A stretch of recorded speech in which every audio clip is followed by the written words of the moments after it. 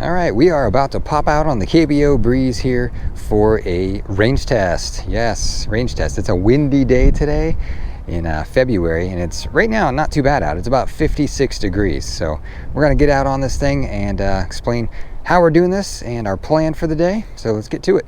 All right, we made it down to the Greenway portion of our ride, and it's I'm at 3.5 kilometers. So let's talk about range test. Everybody's always so curious about the range of these bikes. And it's a really hard question to answer because there's so many factors, right? You got the person's weight, the bike's weight, what tires are on it, how big is the battery, what's the voltage, how much power is it using, how much are you twisting the throttle, how much are you pedaling, what's the weather outside, what cells are in the battery, what's the tire pressure. I mean, the list is just absolutely endless to try to give you an accurate range number. And when you look at the company's website to get an estimate on range, they give you some pretty high numbers. And they do that, you know, they want you to buy the bike, they want you to think it's got a ton of range. And, you know, they kind of say things like 45 plus or 50 miles or up to 60, or I tend to focus on the low number. So that is how I do my range tests. I want to find out what is the worst range you can get on one of these bikes. And the way I do that is throttle only. I don't pedal. When I do a range test, it is throttle only, carrying me everywhere. No pedaling, because I figure that's going to give me the absolute worst range. It's going to give me the low number, and that's what I think is important, because your range can only go up from there if you back off the throttle and if you pedal some. So I'm out to find the low number. So that's what we're doing today. No pedaling, throttle only. All right, so now you got a feel for how we're going to do this test. Let me tell you about the bike a little bit. So this is the KBO Breeze, goes for about 1,500 bucks online. Pretty good for, you know, that price point. I'm surprised with the components on this bike.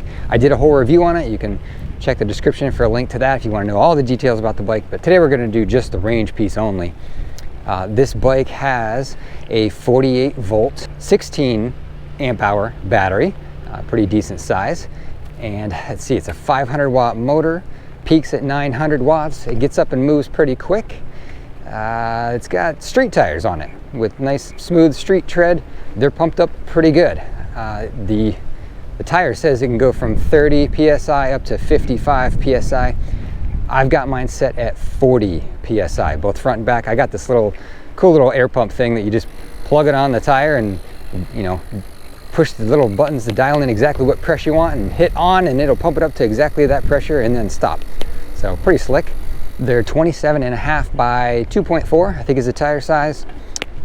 What else about this bike? So it's pretty light, actually. This bike weighs 61 pounds, so lighter than a lot of the fat tire bikes I've been on, which are 70 plus. So I think that's going to work to its advantage. I think the smooth tires, the lightweight 16 amp hour battery is pretty decent. So I'm expecting a pretty good range out of this. Now, if you check the KBO website for the estimated range on this bike, I believe it says 30 to 55 miles. Actually, exactly what the tire pressures are. Huh, weird. So yeah, 30 to 55 miles is what they say you can get out of this. So let's take guesses here. Based off of bikes I've done in the past, I'm gonna say we get 25, 26 miles. We'll see. All right, so you know how we're doing this test, throttle only. You know some basics about the bike and what components it's got. Let me tell you about me. I am 6 feet tall. I weigh about 170 pounds. Today is a windy day, and it's about 56 degrees. I'll be riding on pretty much exclusively pavement. I don't plan on taking this thing off-road at all, so it's gonna be all pavement riding. I've got a set course I ride for all these range tests so I can keep it as consistent as possible. So, you know, you're getting the same rider doing the same course. You know, the weather conditions I can't really control, but, you know, the last ones I did, it was only like in the 40s outside, so it's a little warmer today. These take a couple hours to complete to, you know, run through these batteries. What else? So exclusively pavement. I mix in flats and hills. So it's a good combination of uphill, downhill, and flat riding, so it's not just all flat.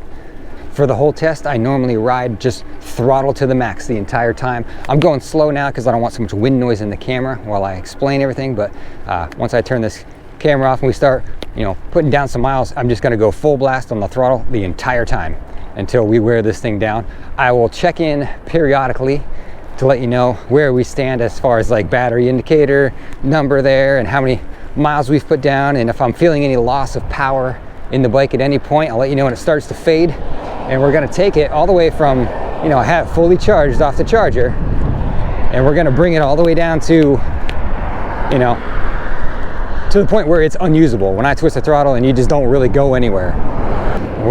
We just crossed over 5 kilometers, so I'm gonna go put down some miles or some kilometers here, and I will check back in later. All right, checking in. We're at 12.6 kilometers so far.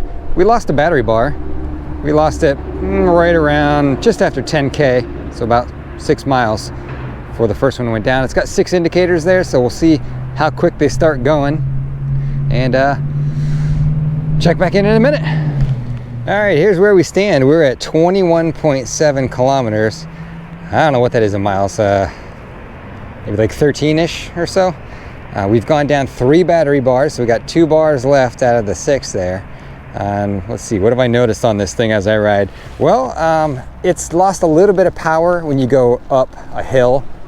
You know, a nice decent incline or a hill, it gets pretty slow. You can definitely tell that it's the 500 watt motor in there. It's not as powerful as some others. It gets you up the hill though, but it'll come down a little bit. It doesn't feel as strong as it was at the beginning. Still pretty quick on the flats though.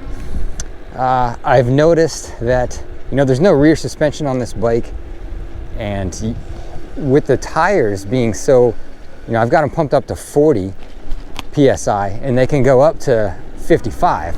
You know, they want them real firm, fast rolling, and I gotta tell you, you start to feel that after a while on all the bumps and sidewalks and cracks and potholes and everything. I think this bike would benefit from a suspension seat post for sure. That would probably make it a lot better. I usually just buy these cheap $30 ones on Amazon that really work. So if you're looking for a cheap one, I can put a link in the description, because you can spend a fortune on those things, up to like $200-300 on a seat post. So I just use the cheap ones, they work good. All right, so we'll start to go up this incline. We were at 19 miles an hour, now we're slowing down to 16, 15, 14.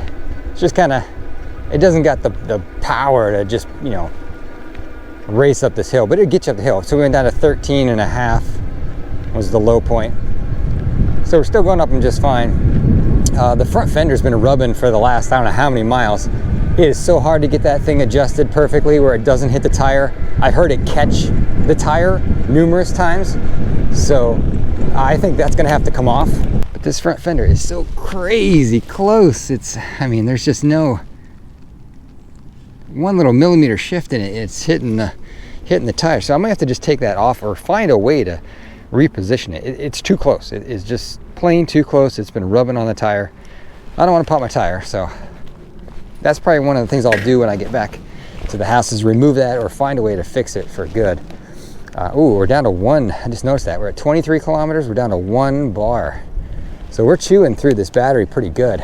It was, the first 2 segments took a while to go down, but man, after those went down, we've been eating through it pretty good. So we'll see how long this last segment lasts. Normally the last thing takes quite a while to burn that off, so we're gonna keep going. All right, so here's the next thing I want to check. I've gone almost 25K on it right now, and you know, I'm relentless on the throttle here. I just run it max out, all out. I just find long straight stretches, long inclines and declines to go up and down these bikes where I can just ride the throttle for, you know, a mile at a time. And I always like to stop and check and see how's the motor doing. So let's see if it's okay. So I can feel that it's warm. You know, the last range test I did were in like 40-degree weather. It's about 60 today. And I can feel this motor is slightly warm. It doesn't feel like it's overheating, but I can definitely feel it's warm to the touch. But you know, that's how I do the range test. It's just all throttle all the time, all out all the time until it runs dead. So I'm gonna keep checking that motor, make sure it's not getting too hot. If it is too hot, we'll just park it and give it a little breather and then get back at it. But let's keep going. All right, well, we've reached the end with the KBO Breeze. We went 34.3 kilometers, whatever that is in miles, I don't know, put it on the screen. And it's been flashing 1 bar at me for a while here. I'll show you how much how much juice we got. So twist the throttle. Well, that was it. It nudged me forward and then just stopped. So we have absolutely no gas left. It won't even propel me at all. So 34.3, final verdict. So that is the range that I was able to get out of the KBO Breeze doing a throttle only range test. To me, that is the only way to do a range test. Just take the pedaling completely out of the equation and just go throttle only. Try to burn through the battery as fast as you can to get that baseline number. I want to know what the low number is. That's my starting point. Anything I pedal is just going to increase the range on top of that.